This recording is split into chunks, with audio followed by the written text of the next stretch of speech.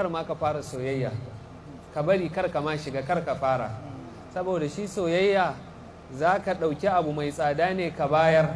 amma galiban in ka ɗauki abu mai tsada ka bayar ma soyayya baya kallafa maka komai sai kuka da nadama.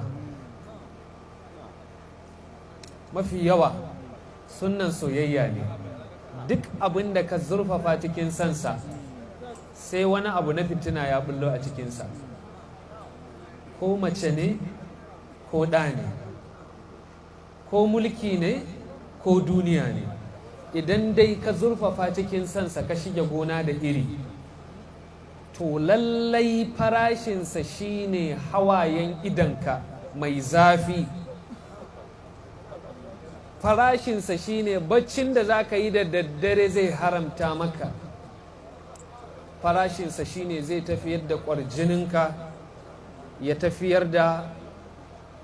karismanka. Wannan shine farashin da kowace soyayya. Wani kuma yana cewa a wani waje, ina tsammanin wani waka ne da lahjan ammiya da misrawa suke yi ko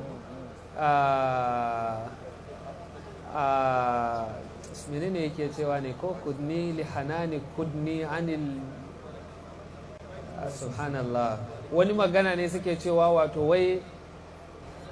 ka yarda na soka ko ka yarda ka so ni, idan ka yarda ka so ni kuma abin da dan saka maka da shi shine hawayen idona